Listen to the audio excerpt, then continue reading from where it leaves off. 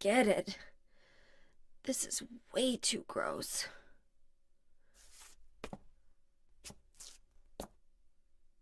Who would even think of doing something so disgusting?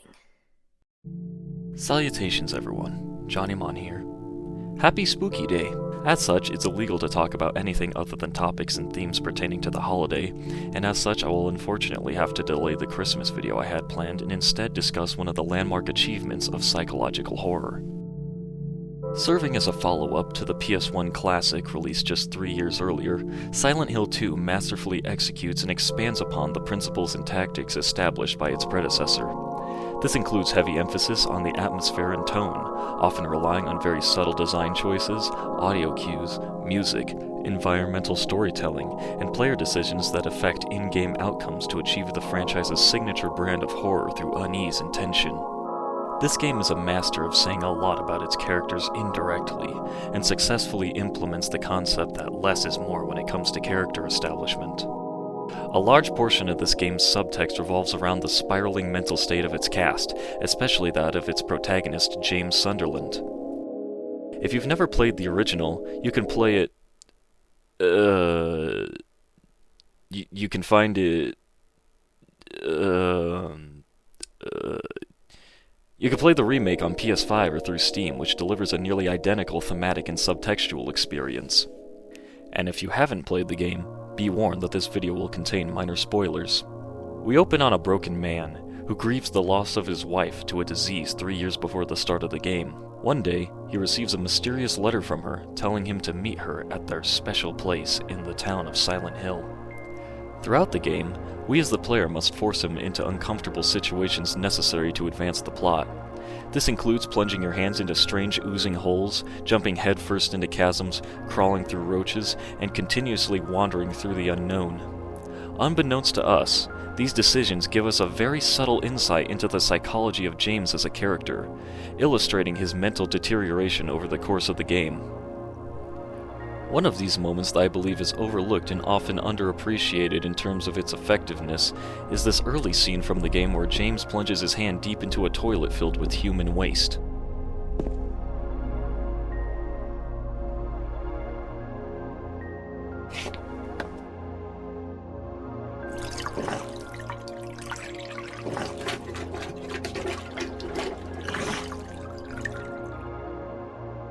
On the surface, this appears to be a throwaway scene meant to elicit a reaction of discomfort from the audience and we move on quickly. But this fleeting scene has a lot to unpack. Firstly, why would anyone do this? No, really, why would anyone do this? You're wandering around an abandoned apartment complex, come across a dirty toilet, and your first reaction is to stick your arm down into it. This scene was jokingly mocked in the game's successor when protagonist Heather refuses to stick her hand in a toilet. On the surface, this is a joking callback to the previous game, but it gives us insight into these characters. It shows that they aren't simply puppets for the player to make whatever decisions they want, but rather that these characters have personalities, and will refuse to take actions that they wouldn't otherwise agree with. This tells us that James, despite his disgusted reaction, is okay with this. This gives us our first clue very early on that there's something not quite right about him. After all, would you ever do this? I think few would, and one of these people happens to be James. Something else that few would do is jump blindly into abyss after abyss and wander blindly through environment after environment, defying all instincts of self-preservation. This idea is shown in this toilet scene. Although a minor instance in comparison to what follows, this scene does show an instance of James searching blindly for answers, at the expense of his own body and well-being. James also has no reason to suspect that he might find anything in this toilet. We as the player do, as this is a video game, and weird things are done on purpose to raise the tension or just to be absurd.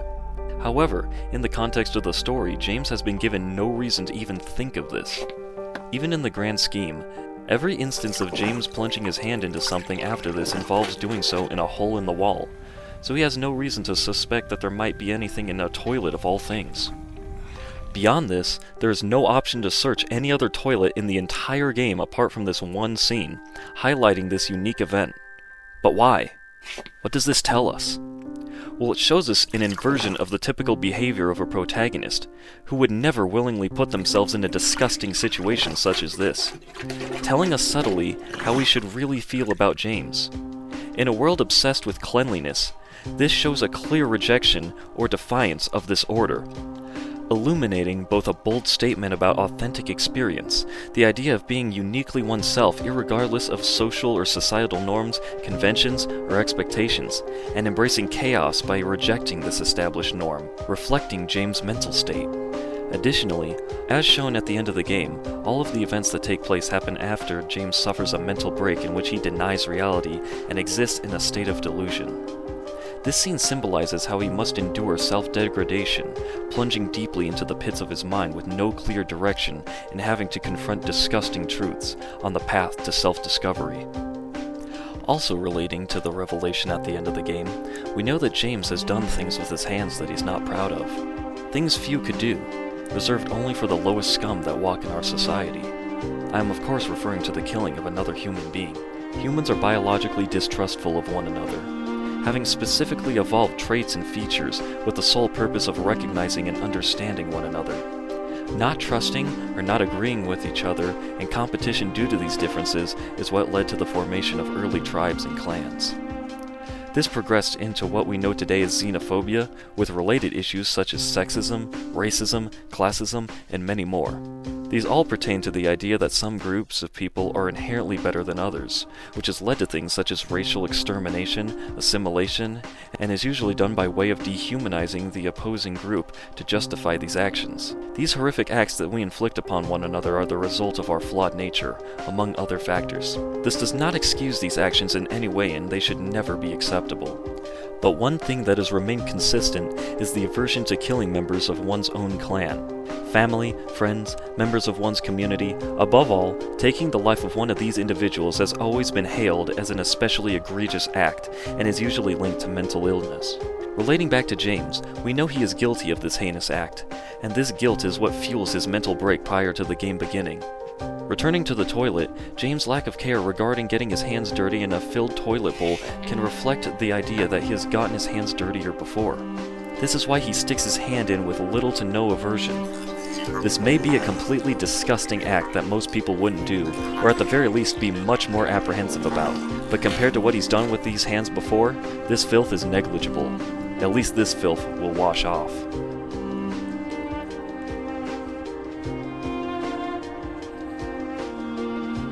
Another aspect of human nature that is explored by this game are ideas relating to sex and sexuality. A lot of the monster designs in this game, and even some of the behaviors exhibited by Pyramid Head, reflect James' sexual frustration in regards to his wife Mary. These themes are meant to illustrate the inevitability of sex and sexual desire in humans, even when it comes to your dying wife, and how these feelings and urges affect those close to or around the person in question, especially when handled in an unhealthy and self-absorbed way. Here with the toilet scene, this can be interpreted as an allegory for James' sexual desire, given the connotation of plunging deep into a hole, and his feelings regarding that desire in connection to his dying wife. His lack of apprehension shows that this is something he wanted to do, but ultimately feels guilty about it and dirty because of it. Sexual desire is natural, especially with your partner, but being able to put that aside and care for your significant other in their time of need, especially long-term, takes greater strength and is ultimately much more important than self-indulgence. This is something that James struggles with and is partly what fuels what he ultimately does. The symbolism of human nature doesn't end here. This is also a deep look into human psychology. In the opening shot of the game, James is seen staring into his own reflection in a dirty public restroom. The toilet in this scene also acts as a mirror for James. It acts as a reflection of the self, opaque, foul, and disturbingly familiar. James isn't reaching for an item, he's reaching inward, into the depths of his own psyche to a waste of a life flushed down by guilt. You see, in Jungian psychology, the shadow self represents the parts of us that we repress, the shame, the filth, the unflushable truths. When James submerges his hand into that filth, he's not just looking for a particular item, whether it be a key, a code, or what have you.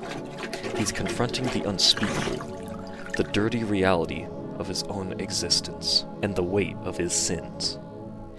Notice how the camera doesn't cut away. The developers want you to feel the tension, to wallow in the disgust, because in that disgust lies empathy.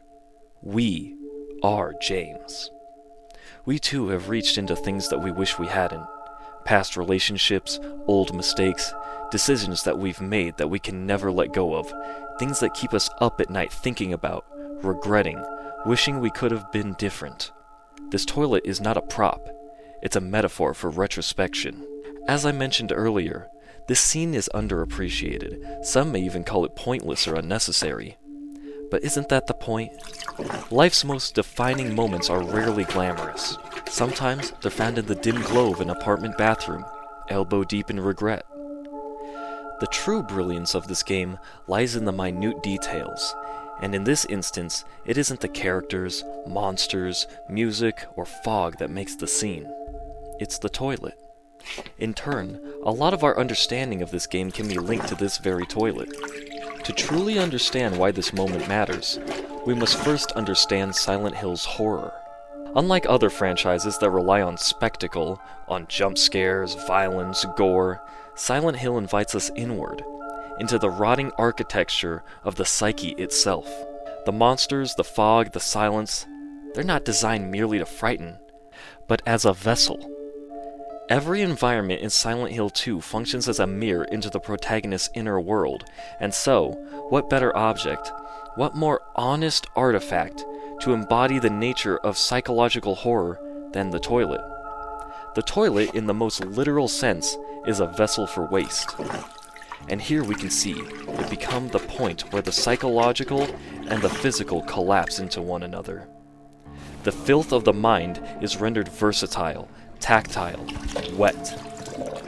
Think of what it means to use a toilet.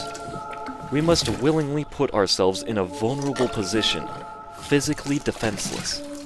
We must surrender to the inevitability of this vulnerability, such as we must surrender to the inevitability of our own mortality. This is how it feels to confront the monsters. No, not these monsters. Our monsters. The ones of our own making. Like James, we too repress these feelings, but just like the monsters in the game, they're always there. Just because you hide, they don't go away. You must face your fears, face what you've done, take accountability, like James, to make the monsters go away.